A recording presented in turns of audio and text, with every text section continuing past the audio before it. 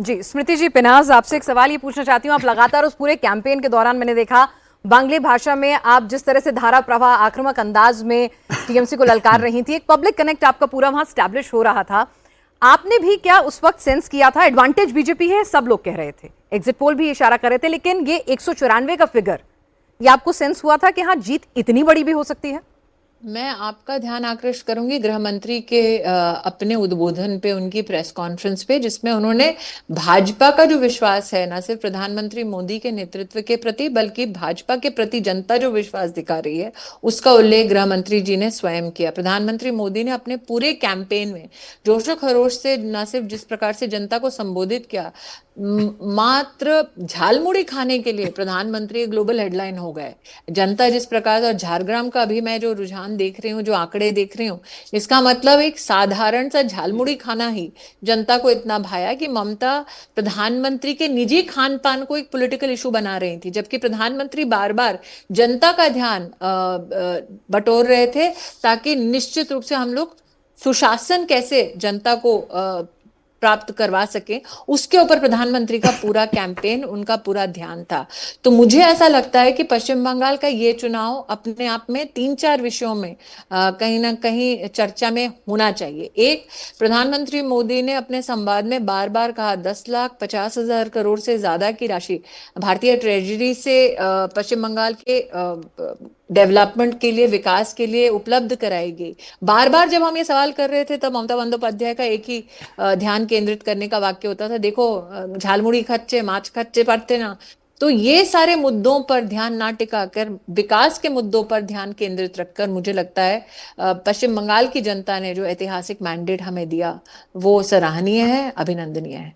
स्मृति जी, पिछले इलेक्शन में भी 3 से 77 की यात्रा जो आपकी पार्टी ने तय की वो भी बहुत जबरदस्त थी, शानदार थी। अब चूंकि दूसरे पक्ष को 215 मिले तो वो उसके बीच में कहीं छुप गया, लेकिन उस वक्त भी ये लगा कि एक वर्ग है जो बदलाव चाहता है और वो आपके साथ था। अगर आप बता सकें कि इस बार आपकी पार्टी का कैंपेन या अप्रोच इस इलेक्शन में 2021 से किन मायनों में अलग थी?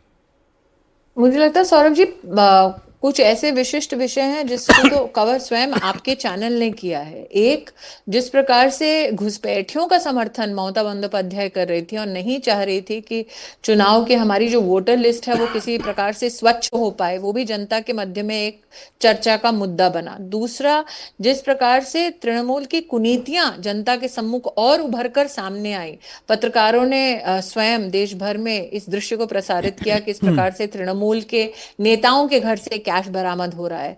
ममता बंदोपाध्याय का खुद आईपैक के ऑफिस में जाकर तांडव करना और ये तमाशा करना, एक प्राइवेट कंपनी को बचाने के लिए जिनके ऊपर आरोप था कि वो सरकारी खजाने को लूट रहे हैं, अथवा जो भी इन्वेस्टिगेशन उस संदर्भ में अभी चल रही है, ये सब जनता के मध्य में टॉकिंग पॉइंट बन गया।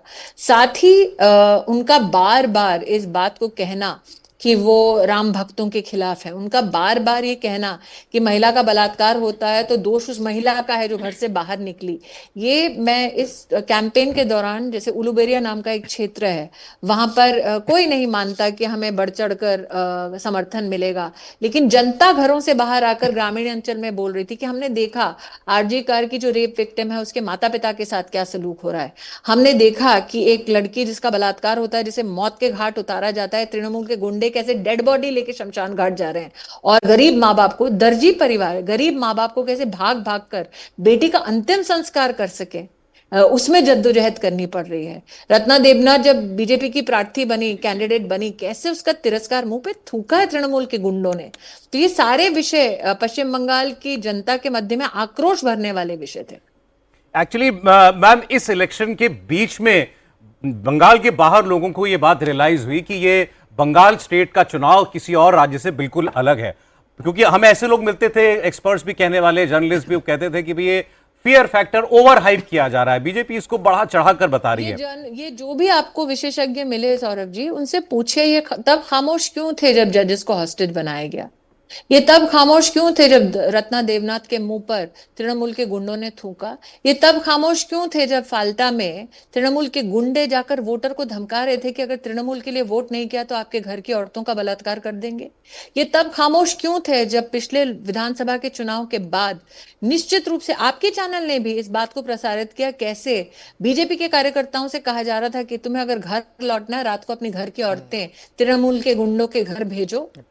फेसबुक पे कितने लोगों ने देखा, भारतीय जनता पार्टी का एक समर्थक, एक कार्यकर्ता, नौजवान, वो अपना बेचारा अपने घर में बैठा हुआ है, रो रहा है, लाइव ट्रांसमिट कर रहा है कि मुझे मारने के लिए तृणमूल के गुंडे खड़े हैं बाहर। ये सारे लोग जो फिराक में रहते हैं टिप्पणी करने के लिए भारतीय जनता पार्टी पे, ये कहां थे जब मौत के घाट लोगों को उतारा जा रहा था पश्चिम बंगाल में? तो इस बार भरोसा कैसे दिलाया आपने बंगाल के लोगों को कि हम हैं? मुझे लगता है ये भरोसा दिलाने का प्रमुख कार्य सेंट्रल पैरामिलिट्री फोर्सेस ने किया, भरोसा दिलाने का कार्य इलेक्शन कमीशन ने खुद किया, और जनता खुद देख रही थी। ऐसा नहीं है कि आप मालदा में हॉस्टेज करें तो दुनिया देश देखेगी नहीं। तो आप मीडिया को भी इस बात का कहीं ना कहीं मुझे एक आभार वंदन करना चाहिए कि कई मीडिया कर्मी ऐसे हैं जो पश्चिम बंगाल में निर्भीक होकर काम नहीं कर पा रहे थे, उनको जेल भेजा जा रहा था, उनके खिलाफ केसेस हो रहे थे। नेशनल मीडिया ने कई ऐसे मुद्दों को उठाया जिसके उठाने की हिम्मत लोकल रिपोर्टर्स को नहीं पड़ रही थी, क्योंकि या तो उनको प्रताड़ित किया जा रहा था या नौकरी से निकाला जा रहा था। आप पहली बार देख रहे हैं कि एक सेफोलॉजिस्ट भी कह रहा है, भाई मेरी हिम्मत नहीं है कि मेरे लोग जाएं और ये पूछें कि किसको वोट देने की इच्छा है, क्योंकि मेरे ऐसे कर्मियों को ये लोग जेल डाल देंगे। ऐसा भय का माहौल, इसका प्रमाण तो स्वयं तृणमूल ने दिया। कब देखा आपने कि तृणमूल का एक भाईपो जिसको हम कहते हैं वो बढ़ चढ़ के देश के गृह मंत्री को धमकी दे दे? ये बात बिल्कुल ठीक है स्मृति जी, और जिस तरीके की भाषा खास तौर पर अभिषेक बैनर्जी इस्तेमाल कर रहे थे वो बहुत ही आपत्तिजनक है। लेकिन इन नतीजों से एक बात तो समझ में आ रही है कि तुष्टीकरण की राजनीति की पालकी पर बैठकर कोई क्षेत्रीय दल ये सरकार बनाने का अगर ख्वाब देखे तो ये अब भारत में संभव नहीं है। लेकिन जब भी ध्रुवीकरण होता है तो स्मृति जी काउंटर पोलराइजेशन भी होता है। क्या आपको लगता है कि वो काउंटर पोलराइजेशन हुआ है, हिंदुओं ने एकजुट होकर बीजेपी को वोट दिया है?